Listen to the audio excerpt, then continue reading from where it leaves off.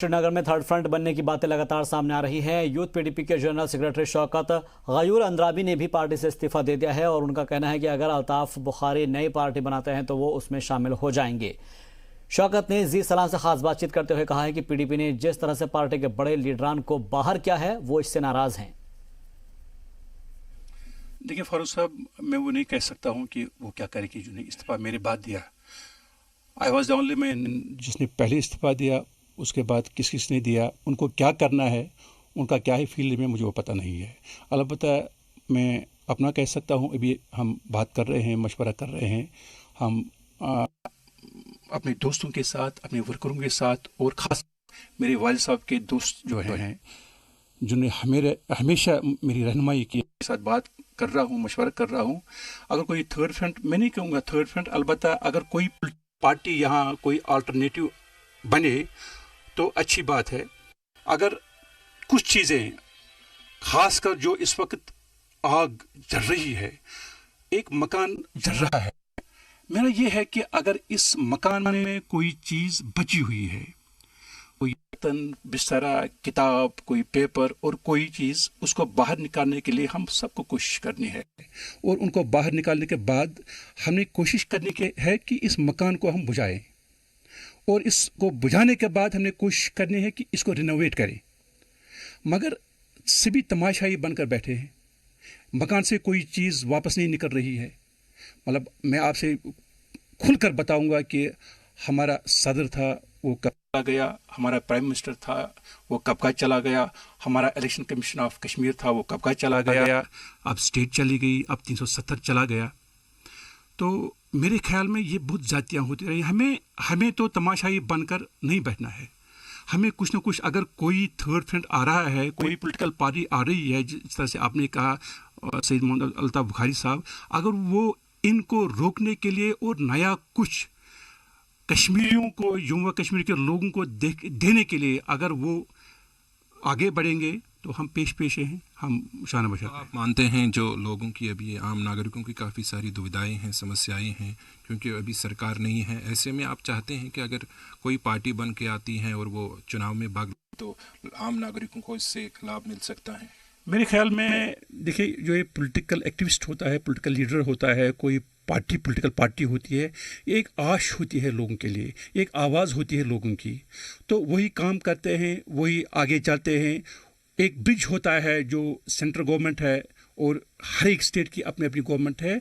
ये जो political party है या जो भी हुकूमत है, ये एक ब्रिज होता है उन सेंट्रल गवर्नमेंट के दरमियान और लोगों के दरमियान, एक ब्रिज बनता है। मेरे ख्याल में ज़रूरी है, अगर ये ना हो तो I am very much apprehensive कि बाकी जो मामलात हैं तो वो हमें हाथ से चले जाए। मानते हैं कि पीडीपी जो अभी हालत है, पीडीपी तो काफ़ी मुश्किलात उनको खड़ी होने वाली हैं आगे जो विधानसभा के चुनाव हैं।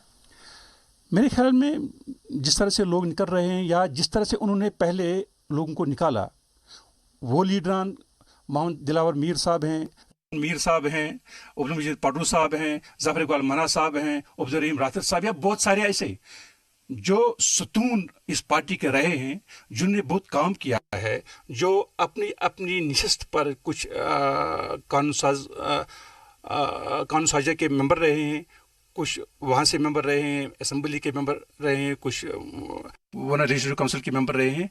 उनकी एक अपनी अपनी कॉन्स्टिट्यूंसी है और इन्होंने एकदम उन तमाम सतून को ख़त्म कर दिया, बाहर निकाला पार्टी से। तो मेरे ख्याल में पार्टी उस मरहले पर या उस पोजीशन पर नहीं है कि वो इलेक्शन लड़े या कुछ वहाँ से वो जीत कर लाएं। और रहा भी क्या है कि जो वो एजेंडा क्या होगा उनका, जो लोगों के पास जाकर वो कहेंगे। हिंदुस्तान इस साल के आखिर तक शंघाई कॉरपोरेशन ऑर्गेनाइजेशन यानी कि एससीओ की मेज़बानी कर रहा है और जानकारी के मुताबिक एससीओ के प्रोटोकॉल को मद्देनजर रखते हुए हिंदुस्तान की जानिब से पाकिस्तान के वज़ीर आज़म इमरान खान को मीटिंग में शामिल होने के लिए बुलावा भेजेगा। अब यह पाकिस्तान को तय करना है कि वो इसमें हिस्सा लेगा या नहीं। बंदीपुरा के कुल्हामा और दाची गांव इलाके में मिलिटेंट्स के छिपे होने की इत्तला के बाद सिक्योरिटी फोर्सेस ने तलाशी मुहिम चलाई है। आखिरी जानकारी मिलने तक फोर्सेस की मुहिम जारी रही और तसादुम की कोई जानकारी नहीं मिल पाई।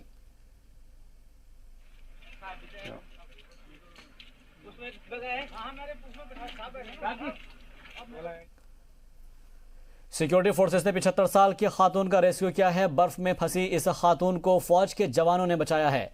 आपको बता दें कि ये तस्वीरें 14 जनवरी की है, जब शदीद बर्फबारी के बाद जम्मू कश्मीर के कुपवाड़ा में एक बुजुर्ग खातून फंस गई थी और जिन्हें फौज के जवानों ने सही सलामत रेस्क्यू किया। बुजुर्ग तक पहुंचने के लिए फौज को कई किलोमीटर तक पैदल चलना पड़ा और इसके बाद जवानों ने उन्हें अस्पताल तक पहुंचाया। तो ये कोई पहला मामला नहीं है जब फौज ने इस तरह का काबिल तारीफ कदम उठाया हो। इससे पहले भी हमने जी सलाम पर कई खबरें दिखाई है कि फौज की जानिब से किस तरीके से लोगों की मदद की जा रही है और बाकायदा लोगों की जो परेशानियां हैं उनको जानते हुए फौरन वहां पर पहुंच जाती है फौज की ये टुकड़ी और जाकर जो भी लोग परेशान होते हैं उनको इस परेशानी से बाहर निकालते हैं।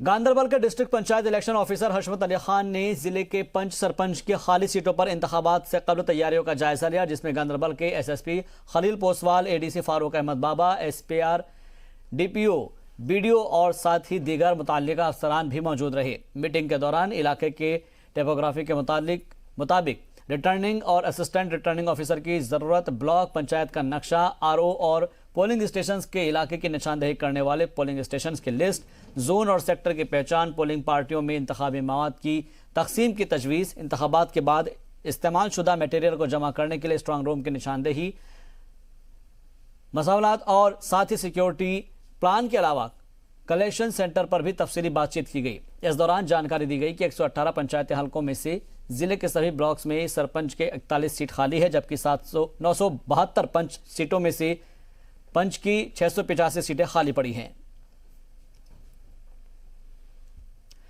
कुपवाड़ा में एवलांच की जद में आकर शहीद हुए राइफलमैन लक्ष्मण को खराज अकीदत पेश किया गया और इस मौके पर लेफ्टिनेंट जनरल KJS ढिल्लन के साथ ही फौज के तमाम बड़े ऑफिसर मौजूद रहे।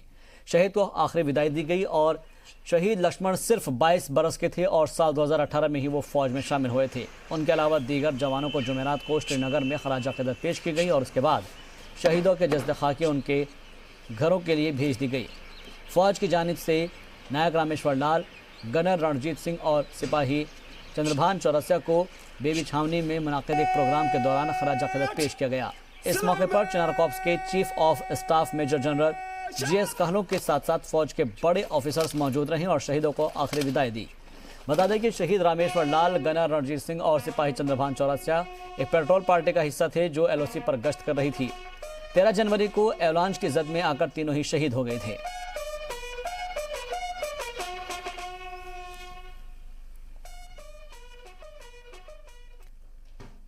कारगिल में लगातार चौथे दिन भी बर्फबारी हुई है और आपको बता दें कि जिसके सबब कारगिल से द्रास की तरफ जाने वाली शाहराह बंद हो गई है। मकामी लोगों का कहना है कि रोड साफ नहीं होने की वजह से कई तरह की दिक्कतों का सामना करना पड़ रहा है। इन इलाकों में रह रहे लोग बर्फ से बंद सड़कों पर चलने के लिए मजबूर हैं। जम्मू कश्मीर के तंगमार्ग में शदीद बर्फबारी हुई है, जिसकी वजह से मामलात जिंदगी काफ़ी मुतासर हुई है। कई इलाकों में रोड कनेक्टिविटी नहीं होने की वजह से तंगमार्ग का रास्ता टूट गया है और यह राब्ता सब डिवीज़न हेडक्वार्टर से मुनक़ता हो गया है। बता दें कि इंतज़ामिया ने तंगमार्ग से में ज़्यादातर लिंक रोड में बर्फबारी को नहीं हटाया है और जिसकी वजह से लोगों को काफ़ी मुश्किलात का सामना करना पड़ रहा है। ताहम मकामी लोगों ने जी मीडिया की तारीफ़ करते हुए कहा है कि जी मीडिया ने हमारे मसाइल को उठाया है और हमारी मदद की है। घर बिल्कुल पूरी तरह से डैमेज हो गया है। फिर छत इसका नीचे ग्राउंड फ्लोर में चला आया है। फिर रात के वक्त ही हम पड़ोसी यहाँ से निकल आए, इनके फैमिलीज़ को इस टूटे हुए मकान से बाहर निकाला बड़ी मुश्किल से। फिर यहाँ ही एक पड़ोसी घर में इस वक्त ये रिहाइश पजीर है। मीडिया के बहुत ज़्यादा शुक्रगुजार है क्योंकि आज जो जी मीडिया हमारे पास यहाँ पर आई, करीबन 10 किलोमीटर से पैदल जी मीडिया यहाँ तक आ सकी है। लेकिन हमारी एडमिनिस्ट्रेशन जो हमारे तहसीलदार SDM साहब के ऑफिस है वो बिल्कुल यहाँ से 1.5 किलोमीटर की दूरी पर है। उन्होंने यहाँ आने की जहमत नहीं की। जो ये आप देख रहे हो यहाँ पे प्रैक्टिकली आपके सामने है सब कुछ। और हम इस मकान में 2 घर रहते हैं, मैं और मेरे अंकल। अब हम यहाँ पे नहीं रहते हैं, अब हम चाचा के यहाँ रहते हैं। I should say thanks to my almighty Allah जिसने हमें बचाया। क्योंकि हर किसी को भी पता है, ये आप खुद देख सकते हैं कितना बर्फ़ है यहाँ पे। हम कल रात से यहाँ पे ये बर्फ़ हटा रहे हैं। ईंटें आप देख सकते हैं, यहाँ आप इस साइड में देखिए लकड़ी पड़ी हुई है। तो कोई इंतज़ामिया कमेटी यहाँ पर नहीं आई या कोई एडमिनिस्ट्रेशन हमारी तरफ से मुझे लग रहा है फेल है। क्योंकि हमने रिपोर्ट डाली थी, यहाँ तहसीलदार साहब के पास गए थे हम, वहाँ पे हमने एप्लीकेशन दी थी, तो यहाँ कोई नहीं आया। एडमिनिस्ट्रेशन की तरफ इनको अभी तक कोई सहायता नहीं मिली है। इनको जब हमने बात की, इन लोगों का यही कहना है कि कम से कम हम सर छुपाने के लिए अगर टेंट ही मिल जाते हैं, लेकिन अभी तक यहाँ की एडमिनिस्ट्रेशन फेल हो चुकी है। अभी ये देखना बाकी है क्या एडमिनिस्ट्रेशन जाग जाएगी, इनको थोड़ी सी राहत मिल पाएगी या नहीं। BS सागर, जी मीडिया, टंगमर्ग। आखिरकार मां वैष्णो देवी के भक्तों की मुराद पूरी हो गई है। मुल्क भर से माता वैष्णो देवी के दर्शन के लिए आने वाले अकीदतमंद इन दिनों खुद को खुशकिस्मत मान रहे हैं। दरअसल 14 जनवरी को मकर संक्रांति से लेकर अब तक 3 मरतबा कदीम गुफा खोली जा चुकी है और हजारों श्रद्धालु इस गुफा से होकर मां के दर्शन कर चुके हैं। सबसे पहले मां वैष्णो देवी के अहम पुजारी ने वैदिक मंत्र पढ़ते हुए पुराने गुफा की अकीदत और एहतराम के साथ पूजा की और पूजा होने के बाद श्रद्धालु लाइन में लगकर वैष्णो देवी के दीदार के लिए पुरानी गुफा के बाहर खड़े हो गए। सभी का जोश देखते ही बन रहा था। श्रद्धालुओं से पहले आला पुजारी के साथ ही दीगर पुजारी पुरानी गुफा में दाखिल हुए। आपको बता दें कि पुरानी गुफा खुलने की बाद जैसे ही भवन के बाहर निकली, दर्शनों के लिए श्रद्धालुओं की भीड़ उमड़ पड़ी। नतीजतन श्राइन बोर्ड को कुछ ही देर बाद गुफा के कपाट को बंद करना पड़ा। मायूस श्रद्धालुओं के बाद में ऑफिशियल उनको बता दें कि जानकारी दी जाएगी और साथ ही आपको ये बता दें कि जितने भी जो श्रद्धालु है वो मायूस हो गए हैं, उनको बाद में फिर आर्टिफिशियल गुफा में दर्शन करने पड़े। वादी में हाल ही में मैट्रिक इम्तहानात के नताइज सामने आए थे और जिसमें वादी के हजारों तलबा तालिबात ने हिस्सा लिया था। इसी इम्तहान में कुलगाम के चौलगांव के रहने वाली हुमैरा बशीर बिन्त बशीर अहमद लावे ने दूसरा मकाम हासिल किया है। आपको बता दें कि इस मरतबा जिला कुलगाम की रहने वाली 2 लड़कियों ने सेकंड अब थर्ड टॉप किया है। अल्हम्दुलिल्लाह, ऑल ग्रेटिट्यूड टू ऑलमाइटी अल्लाह। जब मैंने ये सुना कि मुझे सेकंड टॉपर मैं आई हूँ स्टेट में, तो मुझे बहुत ही खुशी हुई इस बात की कि मैंने इतने अच्छे मार्क्स लाए और इतनी अच्छी पोजीशन हासिल की। शुक्र अल्लाह का, जब हमने ये सुना अचानक कि मैट्रिक का रिज़ल्ट हुआ तो हमारी बेटी ने सेकंड पोजीशन ली कश्मीर में, तो हम खुशी से फूले न समाया। हमारे को अपनी बेटी पर बहुत नाज है, ये हमारे घर का चांद है। हम इसके बिल्कुल खुश थे कि ये वाकई अपनी लाइफ को, क्योंकि ये नॉन सीरियस नहीं है। ये बच्चा एक ऐसा संजीदा बच्चा है, ये कभी नॉन सीरियस नहीं रही है और स्टडीज़ के प्रोग्राम में तो ये बिल्कुल ही सीरियस रही। मैं बीच बीच में यहाँ आता था और उसका जो स्टडी रूम है उसमें मैं जाता था, ये क्या कर रही है। ये बहुत अच्छी तरह स्टडी कर रही थी और उसने अपने जो सिलेबस की NCERT बुक्स हैं उसके अलावा भी उसने एक्स्ट्रा स्टडी की। मैं बहुत खुश हूँ अपनी बेटी का। ये मेरी बेटी नहीं है, मेरा बेटा है। मैं बहुत खुश हूँ इसके लिए, इसने इतने नंबरात लिए। मैं सभी को कहती हूँ कि बेटियों को काम न समझे, बेटा समझे, बेटे से ऊपर समझे। जम्मू कश्मीर के पंपोर में बिजली ने यहाँ पर नहीं होने के सबब कई तरह की दिक्कतों का लोगों को सामना करना पड़ रहा है और इसी सिमत में मकामी लोगों ने एक एहतजाजी रैली का एहतमाम किया। इस दौरान उन्होंने तहसीलदार को मेमोरेंडम सौंपा और मुतालबा किया है कि इलाके में जल्द से जल्द नए ट्रांसफार्मर का इंतजाम किया जाए और बिजली को बहाल किया जाए ताकि लोगों को मजीद परेशानियों का सामना न करना पड़े।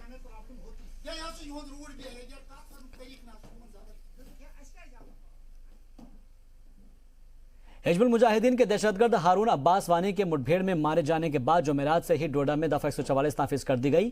इंतजामिया ने फैसला एहतियातन लिया है। इंतजामिया का कहना है कि डोडा में हालात ठीक है और ओहदेदार लगातार हालात पर नजर बनाए हुए हैं। हालात के मद्देनजर 144 हटाने का फैसला लिया जाएगा।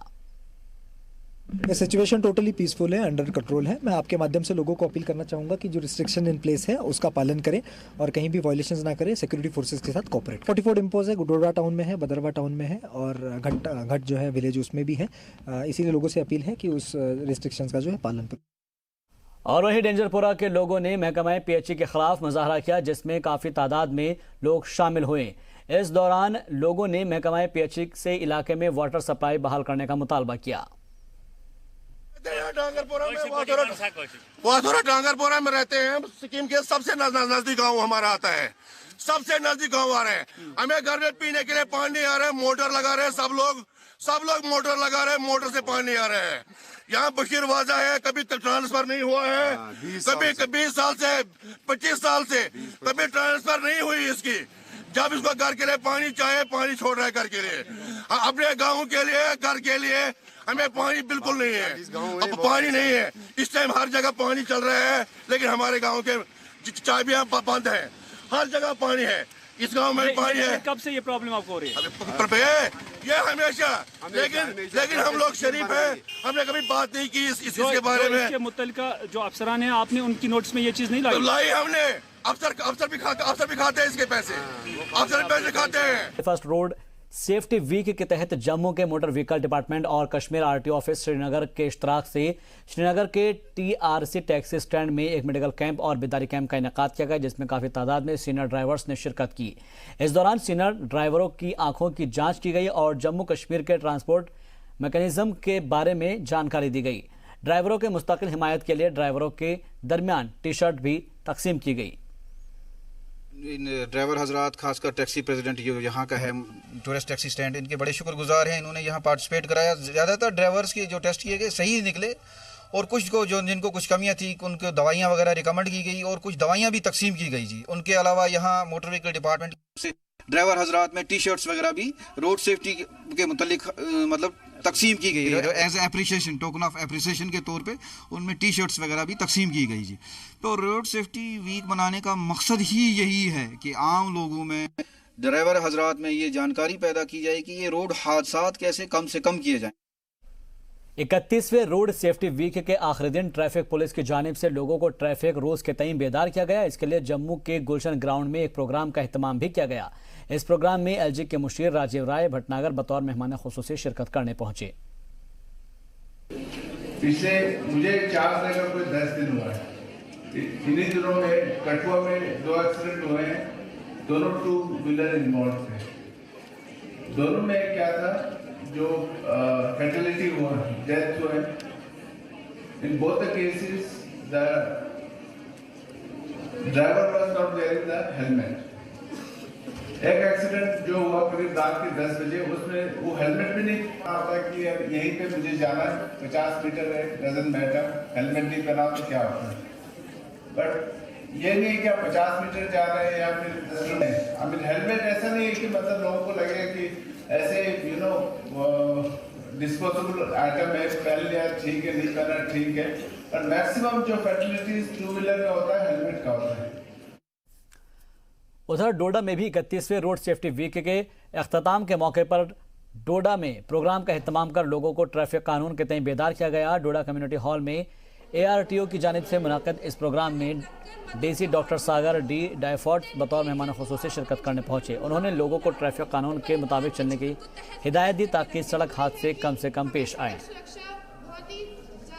तो रोड सेफ्टी वीक मनाया जा रहा है और अलग अलग इलाकों से खबरें मिल रही है जहां पर बताया जा रहा है ट्रैफिक रूल्स के बारे में, ट्रैफिक कानून के बारे में, क्योंकि जाहिर तौर पर कुछ लोग इस तरह से होते हैं कि जिनको ट्रैफिक कानून के बारे में जानकारी नहीं होती है और वो गलत तरीके से ट्रैफिक रूल्स को देखते हैं या फिर कहीं तो गलत तरीके से सड़कों पर चलते हैं और इसी वजह से कहीं ना कहीं हादसात के वो शिकार हो जाते हैं।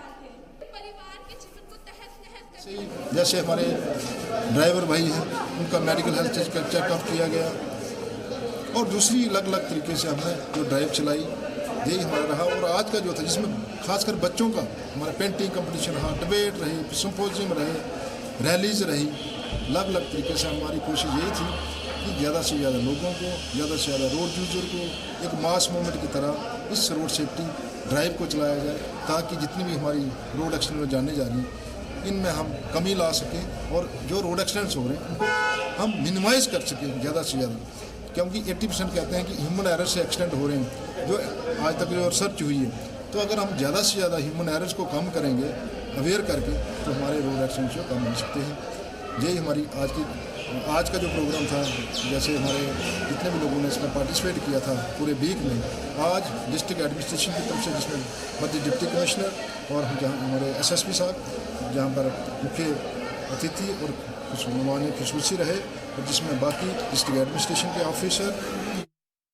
कल्चर अकादमी जम्मू में बन रहे राइटर क्लब्स का काम जल्द ही पूरा होगा और इसे बनाए जाने का काम 2018 में शुरू किया गया था जो कि तेजी से जारी है।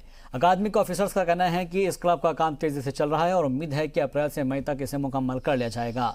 इस क्लब में लाइब्रेरी, ऑडिटोरियम के अलावा कई और सहूलियात दस्तयाब होंगी।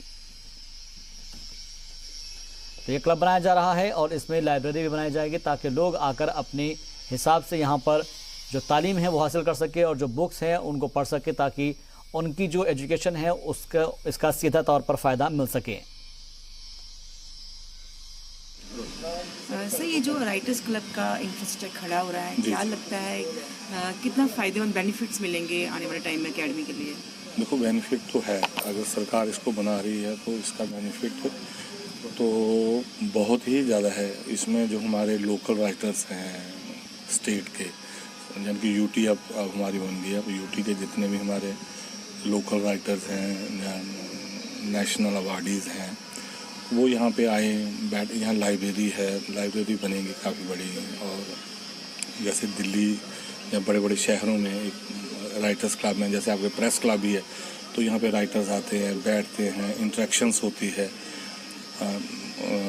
लिटरेचर पे बात होती है। मेन तो यहाँ लिटरेचर को लेके ही है। तो काफ़ी बड़ा अभी कॉम्प्लेक्स बन रहा है, यहाँ पे लाइब्रेरी है, रीडिंग रूम है और एक कॉन्फ्रेंस हॉल बन रहा है, तो बेनिफिट तो है। अब इसमें यह है कि अब उम्मीदें ज़रा थोड़ी सी बढ़ जाती हैं कि राइटर क्लब है तो अंदर क्या क्या सुविधाएं होंगी, वैसा भी हमें क्लियर नहीं है। अब छोटी सी सोच में चले जाएं तो ऐसा ना हो कि खाली अंदर राइटर ही बैठे रहें। परफॉर्मिंग आर्ट वाले भी हैं, फाइन आर्ट वाले भी हैं।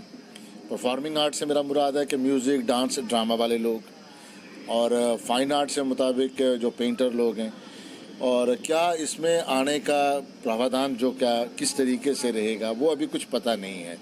नाम तो इसको दे दिया हुआ है राइटर क्लब। मेरा ख्याल था अगर इसको एक यूनिवर्सल जैसा नाम देते वो ज़्यादा अच्छा रहता, जिसमें सब लोग आते, सब लोग बैठते। चलो एनी हाउ, राइटर क्लब रखा है तो अभी क्या क्या प्रावधान है वो सरकार ही बता सकती, लेकिन एक अच्छी शुरुआत है।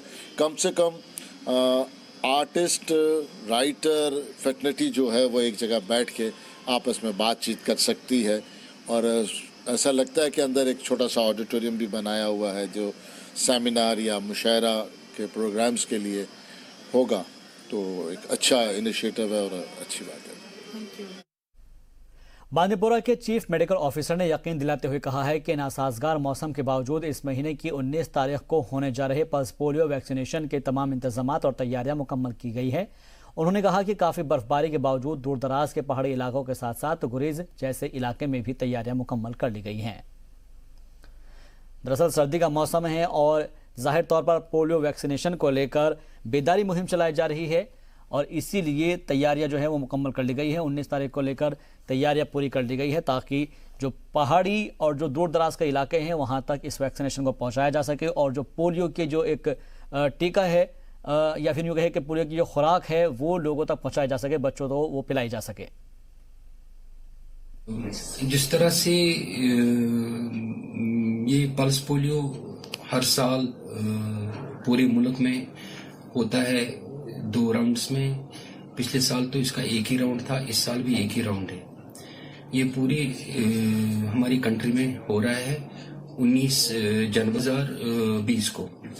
तो इसके लिए जिस तरह से पूरी तैयारियां हमने की हैं अपने जिला बांदीपोरा में, तो जिसकी पॉपुलेशन टोटल हमारी पॉपुलेशन इस जिला की है 4,33,750 और इसमें ये दिया जाता है 0 से 5 साल के बच्चे को।